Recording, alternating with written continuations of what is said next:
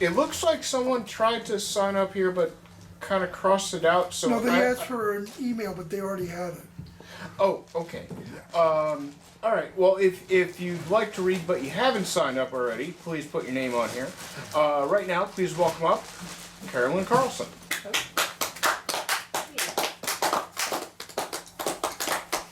Got broken glasses today. I'm so happy to find them. Alright, dude. Kind of nervy with the tape.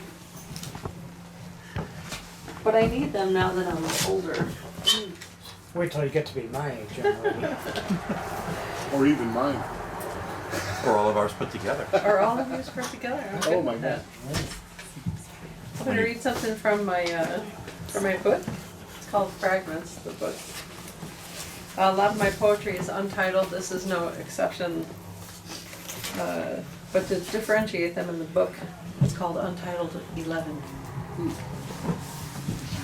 Promises broken, vows forgotten, obligations unfulfilled.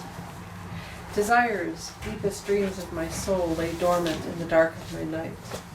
Bound to the fears and the light of dawn, even tomorrow is not promised, and today is almost past. Love me like there is no yesterday, and what ifs don't exist. Love me like the future can't be touched, and tomorrow may never come. Reach for me as far as the stars are high or the oceans deep. Touch the depths of my soul. Explore my heart with wondrous joy like a child who is free. Who published your book? I went through a publisher, Balboa Press. Double? Okay. It was quite the accomplishment, you know. My my youngest boy is 18 now, and round about the age of 10, I'd put one of my poems on the fridge, and he had never really noticed until then. And he read it, and I was cooking dinner, and he said, "Mom, who wrote this? Did you write this?" I was like, "Yes, I did." He said, "Well, are you going to publish a book?" I was like, "Oh, I never thought Based on about one poem. doing Wow. that before." He says, "Well, I hope you do, especially before you die." And I was like, right on, Kyle. So I made it my life's mission to get at least one book published before I died, and I succeeded. So Yes. I'm Nice. quite happy about that. Nice. This is a new poem I wrote, I think it was just last Friday, October 19th.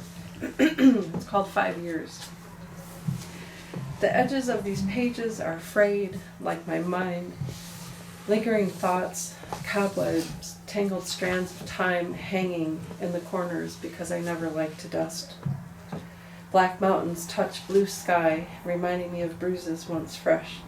They are long since gone, but my soul holds tight, lest I forget, and end up going backwards in time, because I never like to travel. The brilliant sun millions of miles away reminds me of the millions of times I have tried to find my way, constantly lost in the traffic of someone else's life, because I never like to ask for directions. I contemplate my future and all that has passed, like billboards when driving too fast, a caught phrase or just a picture glimpsed, because I never like to let go. Nice. And this last one, you know, this one was kind of tough for me to write, but it was important. A lot of dialogue and discussion going on about stuff like this. And it has a great impact on many people, including myself. This one is titled Sexual Assault, in case you were wondering. The undoing of my life began before I was old enough to begin, in silence. I was made aware of all the filth and horrors lurking there, at the side of my bed. Monsters were not the ones who caused me fear. I learned how to swim in the oceans of my mind, floating free from the pain, disconnected, like the electricity when I didn't have enough to pay the bill. I managed to save some sanity, but the cost was too high. I was plunged headfirst into the icy waters over and over again. The cold crept over me like the creep creeping in on me, taking my innocence without my consent. I wasn't old enough to know what that meant. The meaning of my life changed in those moments spent, holding in silent tears, tearing my world apart bit by bit. The whole of my existence flipped like a coin. My fate was sealed in shame. I spent years trying to recover what was lost. Just me, maybe, or a different destiny, or the certain knowledge that comes when one knows she is free. I wasn't free or easy, and I always held on stubbornly long after I should have let go. The cycle of abuse is vicious. Just like a casino, the house always wins. The anxious gambler constantly calculating the odds of life or death the dealer deals, then slowly pulls all the chips to their side. There is no way out once you are in. I have spent years of my life, almost all, trying to absorb the shock of every fall, slap, punch, kick, bruise, or worse. I have spent years of my life, almost all, trying to untangle the knots in my head, heal the wounds, and find my way clear. My children were dragged through the muck and mire too. There will never be enough apologies. I can't change a past. I had no control of its beginning. I regret the length of time it took to end. Some would look at me and believe I am free. There is no freedom when a life sentence was given. I will spend the rest of the years of my life fighting wave after wave of unrest and fear, and celebrate tiny victories here and there. My children are stronger than me, I think, and hope and pray. They have not walked in my shoes. They have their own to wear. Maybe I will never be what they wanted.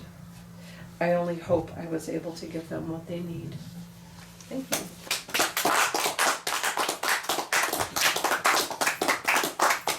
And that was